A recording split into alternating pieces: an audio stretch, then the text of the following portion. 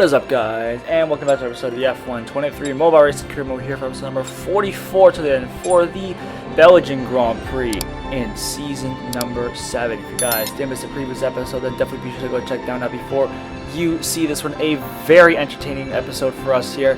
And now it is time then to race with Ferrari here at Spa. We have always generally been very strong at Spa, of course, when they've always had a very strong power unit, but it is it's a snowy quali. What am I watching here? Across the line, we're gonna just completely ignore that. But yeah, we have a snowy quali once again. But hold on, let me come back to you in just a minute. I'll have to do this again. Well, we're here on the grid. This is not a problem. It's a cloudy day. It is a snowy Grand Prix. We are on the dry tires. It is technically considered a quote-unquote dry track, apparently. Don't ask why, but it doesn't look dry at all as we go to 5 red lights then for the Belgian Grand Prix. Hope we don't die out here. This would be really bad. Lights out. And away we go then. It's a good start from us so far here as we make our way in towards turn number 1 here. We have confirmed it as the dry because the ERS is coming up. But there is a bit of spray coming off the tires. I don't know if you guys can see that, but regardless, we are up into P13 into left source, now towards Eau Rouge and Radion, two of the most fearsome corners probably in the entirety of the F1 calendar. Here's Joe, and I don't know who that was. It was one of the McLarens. I think that may have been Piastri there. Sorry, that was Norris there going side by side here. We used the ERS to get past these guys. The outside curve for some reason slowing us down.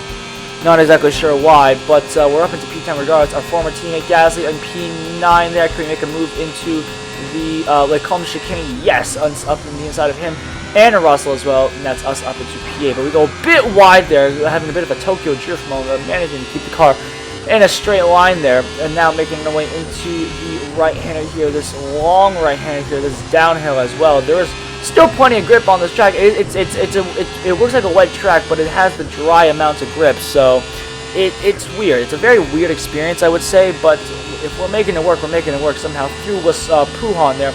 It was flat out. We had no problem doing that. That's confirming that it is definitely dry, but it's very cool, actually. Again, this is, of course, recorded. This was made during the December update, so it's been looking like this for a while, actually, and it looks very nice. I personally enjoy the way it looks. I do like these snowy tracks, however illogical it may be. They're making their way, by the way, past the Alpine. Now we got our teammate Leclerc in 6th. Very nice there. Let's see if we can get past him towards Blanchiment. We had some of those guys going side by side up there. I got so distracted by that. I almost went wide there. Perez got it distracted by Hamilton, so we're going to dive on the inside of 3 guys there into the bus stop chicane there, up into P3. Then we got Stroll ahead of us. Out of all people, we got Stroll ahead there. But hey, no, I'm not complaining. But Stroll's been looking very good. The Aston Martins have been looking very good in the season here, consistently in the top 5 here, more or less here, as Alonso and Verstappen are now our 2 drivers ahead of us. So let's see if we can catch up to him here through Eau Rouge and Radion. Stroll's not too far behind us, so let's be careful we don't lose a position then to the Canadian driver. We do so successfully. Actually, these guys have touched those curves. You can't touch the curves on Eau Rouge or Radion. For some reason they slow you down, but using the slipstream, oh my goodness, 190 plus miles an hour to power our way past Verstappen there. That was crazy. That literally felt like Verstappen in 2023 in that Revo, which was absolutely insane here. As we make our way in towards the middle of Sector 2, then let's see if we can pull a nice move here.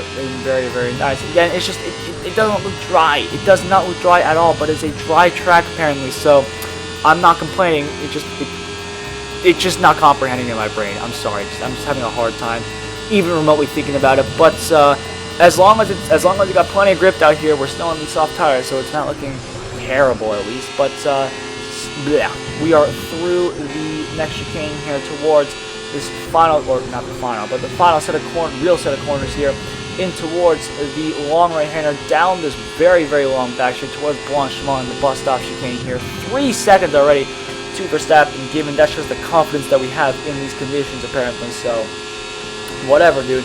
I mean, it works apparently, but we're making our way through very nice and easily here through the right-hander here in towards the bus stop chicane. We're ready for one final run around the circuit here, this snowy Spa circuit here. The car, very, very nice actually through that right-hander. Now we're ready to start our final lap. Then Verstappen 3.5 seconds and climbing behind us here as he is being absolutely humiliated by us. Less source here for the final time of asking now, draining the ERS as you make your way down this long run towards Eau Rouge and Radion here, 160 miles an hour through the set of corners here, not touching the curves on the inside. Very, very nice, and that is us with enough time to run through here.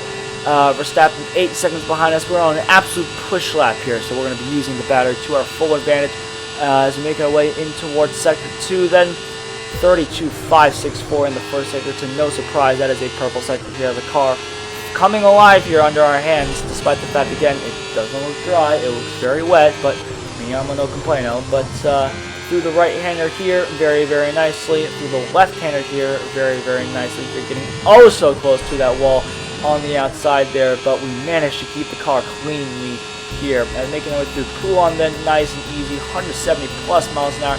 Making our way into the next set of chicanes here, 178 miles an hour as we hit the brakes there through the right-hander, now the left-hander. And now what? 2 more right-handers to negotiate before we get onto that back straight here. 4th gear through that right-hander and 42.5 through that middle sector here. Great run there.